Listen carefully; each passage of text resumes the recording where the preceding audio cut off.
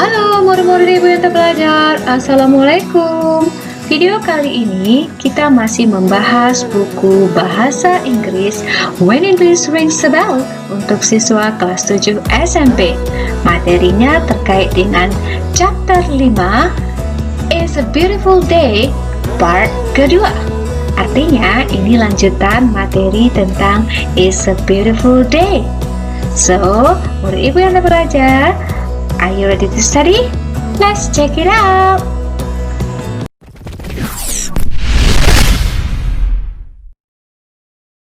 Baik, murid ibu, sekarang silakan buka buku halaman 106. Kita baca dulu ya. Observing and asking question. Mengamati dan mengajukan pertanyaan. We will play the roles of the speakers in the conversation.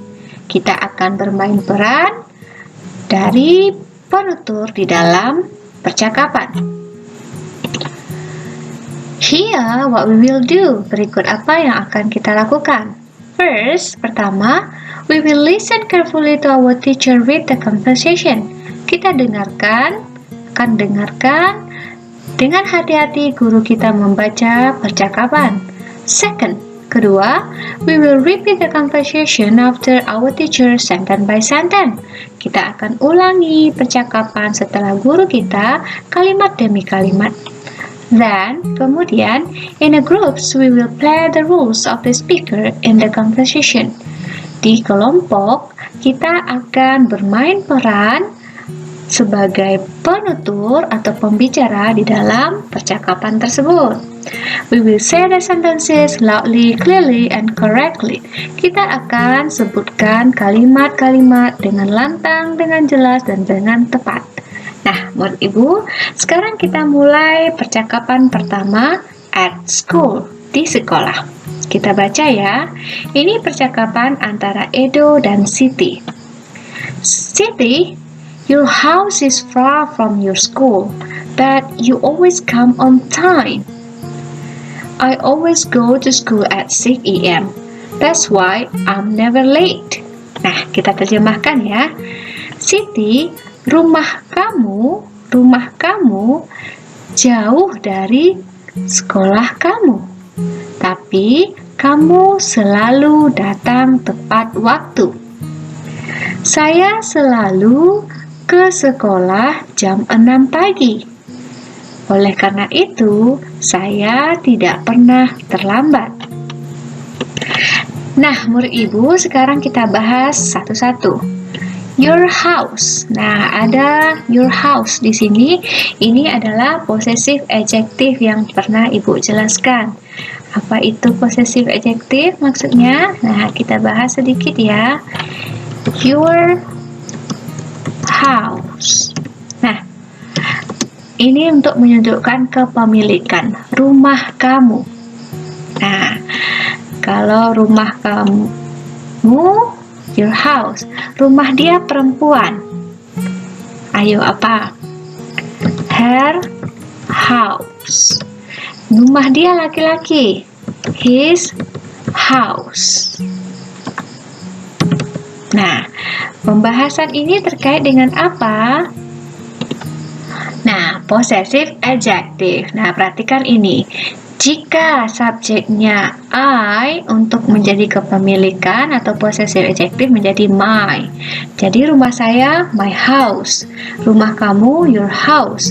Rumah dia laki-laki his house. Rumah dia perempuan her house. Nah, seperti itu. Rumah kita our house. Rumah kamu ini masih ya, you orang kedua your house. Rumah mereka their house. Rumah milik kucing ada nggak ya? Nah, bisa diganti dengan its house. So, ini namanya possessive adjective. Sedangkan yang ini possessive pronoun. Nanti kita bahas di video-video berikutnya. Nah, murid ibu sudah tahu ya dengan possessive adjective. Nah, kita hapus ini dulu. Oke, kita delete. Sekarang di sini ada is. Nah, ini adalah to be. To be is. Kita akan menjelaskan rumah ini Ini adalah kalimat namanya nominal sentence ya. Jadi di belakang setelah to be berfungsi sebagai predikat di sini atau kata kerjanya verb. Nah, kata kerjanya nanti ini diikuti oleh adjective. Jadi sekarang kita bahas ini namanya kalimat nominal sentence. Oke, Ibu jelaskan ya. Nah, menurut Ibu, jika ingin membuat kalimat di mana dia menggunakan kata sifat, seperti for ini adalah kata sifat, aturannya seperti ini. Subjek, ini your house sebagai subjek, to be is sebagai to be, dan baru diikuti oleh adjective. Ini untuk menunjukkan apa? Untuk menunjukkan sifat atau menunjukkan keadaan seperti itu. Nah, kalau di sini rumah kamu jauh dari sekolah. Jadi, your house is far from school. Your school, dari sekolahmu. Nah, seandainya kita akan buat kalimat lain. Oke, misalnya subjek ya, ingat subjek.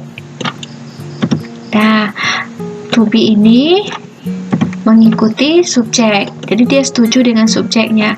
Ibu jelaskan sedikit. Nah, ini seperti ini ya, to be yang Ibu maksud. Jika subjeknya I, to be-nya am. Jika subjeknya he, she, it, to be-nya is. Dan jika subjeknya we, you, they, to be-nya are. Dan jika subjeknya jamak, lebih dari satu orang, pakai are. Jika subjeknya tunggal, hanya satu nama orang saja, pakai is. Nah, menurut Ibu, ini yang disebut dengan penggunaan adjective. Subject, to be, adjective. You are beautiful. Kamu cantik. I am handsome. Saya ganteng. Nah, jadi kata sifat diletakkan setelah penggunaan to be, di mana to be ini merupakan kata kerja dari kalimat yang menggunakan adjective. Oke, bagaimana murid Ibu? Sudah paham? Sekarang kita masuk ke buku tadi. Nah, ini dia. Tadi udah Ibu jelaskan ya subjeknya. Oke, so your house is far from your school. Ini kalimatnya sudah benar karena sudah ada to be dan inilah kata sifatnya. Ibu berulang-ulang menjelaskan supaya kamu paham ya. Nah, yang di bawah mana yang kata sifat? Late. Nah, ini adalah kata sifat. Nah, mana to be-nya? Nah, ini disingkat. To be-nya disingkat. Jadi, menurut Ibu jangan salah membuatnya ya. Ibu jelaskan. I am itu bentuk panjangnya. I am. Kalau disingkat menjadi am. Nah, jangan sampai salah. Ini seperti ini ya. Oke, I'm never late. Saya tidak pernah terlambat. Boleh penggunaan never, always sebelum kata sifat? Boleh. Nah, itu namanya adverb of frequency. Jadi ini adalah penggunaan adverb of frequency. Never ini tidak pernah, rarely artinya jarang, seldom, kadang-kadang, ini juga kadang-kadang. Seldom jarang, occasionally kadang-kadang, sometimes kadang-kadang, often sering, generally. Ini sama dengan usually atau biasanya, tapi kalau dilihat persentase ini adalah 80% di bawah usually ya, biasanya, dan usually biasanya juga, dan always selalu. Nah, kita bisa gunakan adverb of frequency untuk menjelaskan ini keadaan apa di dalam kalimat ini. Kalau kita bilang saya kadang-kadang terlambat, maka I am sometimes late. Nah, saya kadang, atau kita pakai adverb frekuensinya misalnya ini always. Nah, kita bisa bilang I am always late. Saya selalu terlambat. Oke, itu yang disebut dengan penggunaan adverb of frequency, bisa diletakkan di depan kata sifat atau di awal kalimat sebelum kita menjelaskan. Baik, menurut Ibu, contoh 1 sudah paham penggunaan penggunaan kata sifat dan di mana keberadaan kata sifat itu berada setelah di dalam kalimat. Baik, kita masuk ke percakapan kedua, in Lina's rooms. Nah, di dalam rumah Lina. Ini sudah Ibu terangkan di video sebelumnya, tapi Ibu ulang lagi ya, supaya paham. Nah, kita jelaskan penggunaan apostrofi ini loh. Ini adalah apostrofi. Jadi, koma S di atas atau hanya menggunakan koma saja, apostrofi saja, itu sangat dibutuhkan dalam menjelaskan posesif atau kepemilikan. So anyway, apostrofi itu digunakan setelah nama orang atau person's name. Nah, jadi person's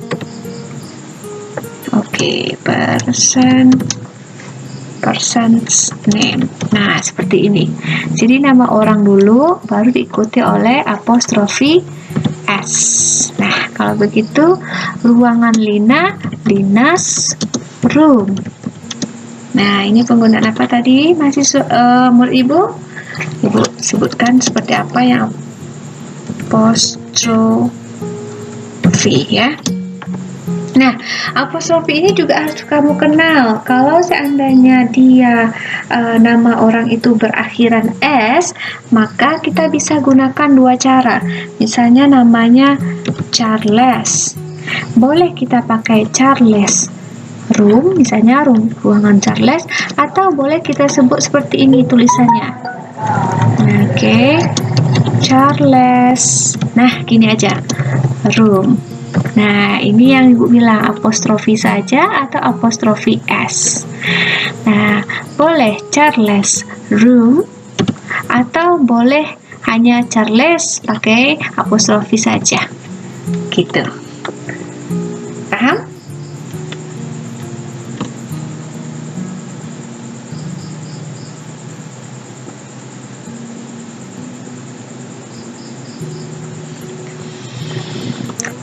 Nah, kalau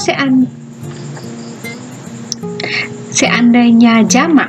Nah, kalau seandainya jamak gimana? Misalnya teman saya, my friend. Temannya banyak, my friends. Nah, kita cukup memberikan apostrofi saja. My friend's room. Ruangan teman-teman saya. Nah, jadi untuk jamak kita cukup memakai apostrofi tanpa penggunaan S-nya. Nah, bagaimana? Ini bukan tambah ya, tapi sama dengan. Boleh yang ini di atas, boleh di bawah. Nah, kalau untuk yang jamak, ini untuk yang jamak atau plural. Oke, paham ya? Sekarang kita baca. Lina, your room is very unique. Nah, ini subjeknya, ini to be-nya is. Oke, Ibu tandai ini to be-nya, dan ini adalah kata sifat. Mana yang kata sifat? Unique. Very ini adalah adverb untuk menunjukkan sangat. Ruangan kamu adalah sangat unik. Nah, kembali Ibu jelaskan ini supaya jelas. Kalau murid-murid Ibu ingin menambahkan kata very, maka dia diletakkan di depan kata sifat. Berarti subjek diikuti oleh to be, diikuti oleh very, ini adverb ya, baru diikuti oleh kata sifat adjective. Nah, Ibu menjelaskan sederhana saja, tidak Ibu jelaskan noun phrase, adjective phrase, nanti kamu bingung, tapi ini aja yang diingat untuk anak SMP ya. Subject, to be, very, kata sifat. Jangan kata sifat baru very, salah. Nah, bisa seperti ini juga penggunaan ini namanya adverb of degree ya, very slightly, slightly, quiet, very. extremely. Nah, ini bisa kita disandingkan dengan kata sifat. Nah, gitu. Jadi nggak harus very aja ya. Kita bisa ganti dengan slightly, atau quiet, atau extremely, dan banyak lagi. Jadi kalau kamu baca-baca buku pasti akan sering menemukan ini. Kadang-kadang ada juga yang menggunakan little, little, big, agak besar, seperti itu.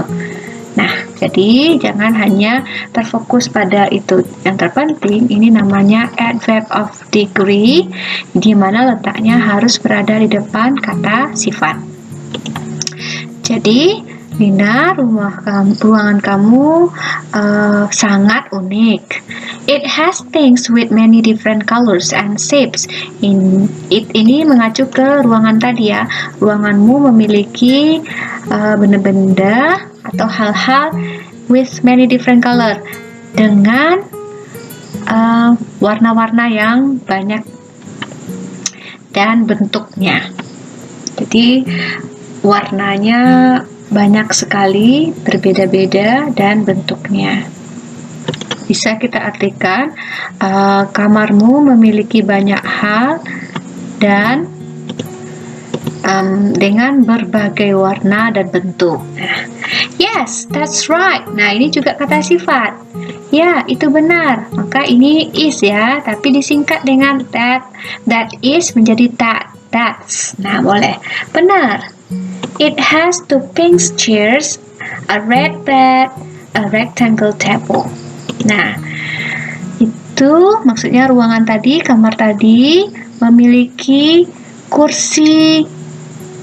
dua kursi pink, sebuah tempat tidur merah, dan sebuah meja berbentuk rectangle, persegi panjang. Nah, ini juga harus Ibu jelaskan ini. Jadi materinya banyak ya, agak padat gitu. Ini penyusunan kata. Jadi kalau mau nyusun kata, itu jumlah dulu. Jumlah. Setelah jumlah baru diikuti oleh warna, baru diikuti oleh kata benda atau noun. Jadi kalau misalnya tiga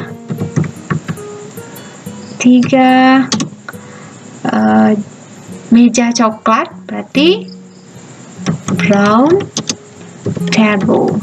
Nah, brown table. Nah, jumlahnya 3, warnanya brown. Oh my god, bendanya table. Harus pakai S? Iya. Kenapa? Karena dia jamak. Jadi artinya 3 brown tables, 3 meja coklat. Nah, jadi ini jangan terbalik-balik. Jadi kalau jumlahnya 1 ya boleh pakai contoh yang di atas, red, bed. Nah, gitu. Ini yang harus diperhatikan ya, jangan salah-salah menyusun kalimat. And a round table and a blue bookshelf, sama ini. Nah, round ini adalah kata sifatnya juga. Oke, dan sebuah meja berbentuk bundar dan sebuah blue bookshelf, rak buku berwarna biru. Jadi ingat aturan yang Ibu bilang, kata sifat dulu, baru kata baru kata benda. Nah, kalau jumlah, di sini Ibu jelaskan jumlah atau penggunaan artikel dulu, kemudian baru diikuti kata sifat, adjektif, baru diikuti kata benda. Nah, jadi warna ini masuk apa? Kata sifat. Jadi nggak harus warna aja ya. Kalau yang ini contohnya round table. Kalau begitu kita buat di sini a round table. Mana yang jumlahnya ini masuk artikel ya. Mana yang kata sifatnya round, mana yang kata bendanya table. Nah, ini artikel, kata sifat, kata benda. Jadi jangan salah ya. You're right, kamu benar. I never realized that my room is very colorful and has many things with different shapes. Saya tidak pernah menyadari bahwa kamar saya sangat berwarna. Nah, ini very ini tadi adverb ya, adverb of degree, baru diikuti oleh kata sifat. Nah, sangat berwarna dan memiliki banyak benda-benda with different shape, dengan bentuk yang berbeda. Ini different ini kata sifat, shape ini kata benda. Jadi intinya materi kita ini mengkaji tentang penggunaan adjektif dan noun dan frasa. Jadi yang terpenting Ibu jelaskan seperti ini aja. Kalau yang detail-detailnya terlalu tinggi nanti kamu pusing, karena anak SMP cukup paham, kenal ini aja sudah bagus. Oke, sekarang kita masuk halaman 107. Sedikit lagi ya. In Benny's living room. Ingat tadi ini apa pelajaran kita ini? Posesif ya. Di dalam ruang tamu Benny. Benny, your couch is very comfortable. Oke. Benny, sofa kamu sangat nyaman. Ini very ini sangat ya, sangat nyaman. Comfortable artinya nyaman. Kata sifat. Thank you, terima kasih. I like this couch too. Saya juga menyukai sofa ini. Ini juganya artinya ya, ini juga. Saya juga menyukai sofa ini. And I like the color. Dan saya menyukai warnanya. Yeah, I like dark brown too. Saya suka warna coklat pekat atau coklat tua juga. And you have a very big TV. It's awesome. Dan kamu memiliki TV atau sebuah TV yang sangat besar. Nah, ini lihat ini aturannya nih. Agak ribet lagi nih, Ibu ingatkan. Oke. Gimana susunannya yang benar? Itu adalah artikel, diikuti oleh adverb. Adverbnya mana? Very. Kemudian diikuti oleh kata sifat, adjective.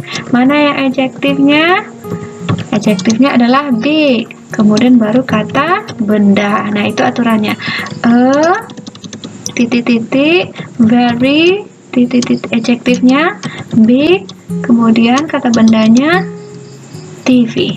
Oke, sekarang Ibu kasih contoh lain untuk penyusunannya. Misalnya apa? Oke, sebentar biar besar nampaknya. Oke, kita masuk sini. Oke, kita pakai yang ini. Very slightly. Artinya sangat sedikit. Very slightly. Sangat sedikit. Enggak cocok ya.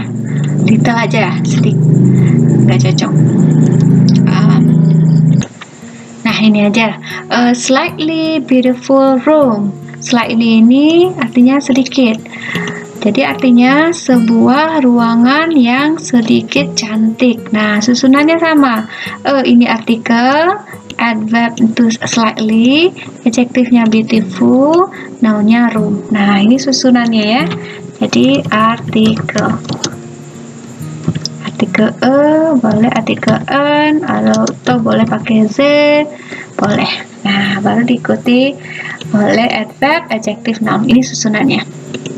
Okay, and you have a very big TV. It's awesome.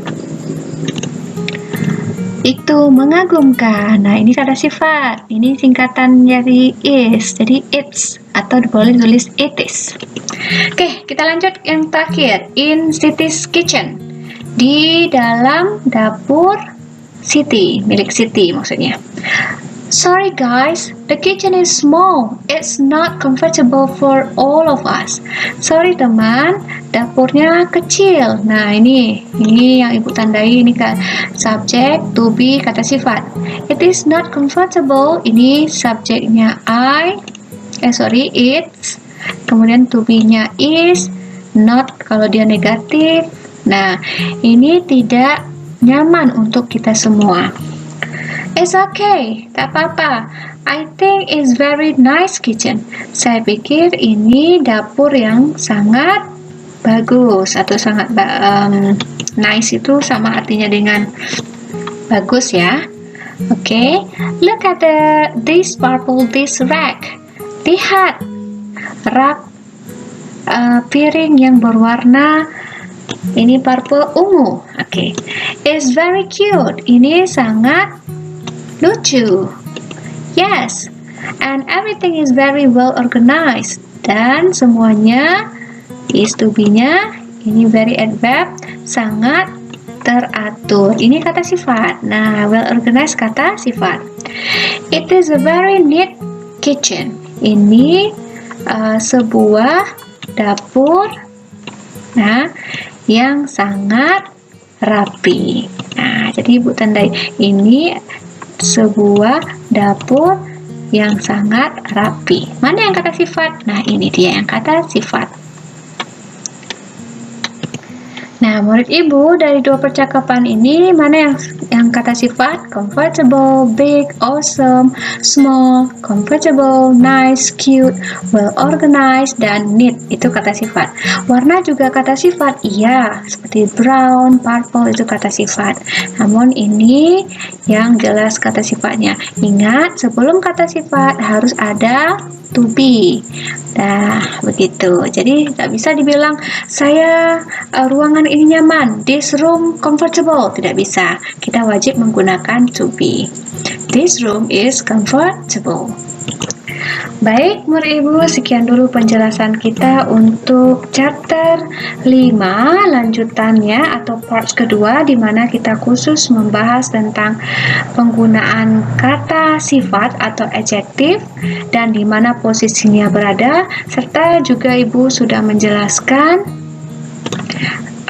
sedikit penjelasan penggunaan atau susunan suatu frasa sehingga dia terbentuk dengan benar, baik dan benar. Nah, seperti ini ya. Penggunaannya kalau kita ingin menyusun frasa ini harus sesuai jumlah adjektif dan noun, jumlah adjektif dan noun. Nah, jadi jangan sampai salah penyusunan penggunaan ini, namanya word order dalam bahasa Inggris. Baik, murid Ibu, sekian dulu penjelasan Ibu. Semoga kamu suka dan kamu paham, dan sampai jumpa pada video berikutnya. Assalamualaikum.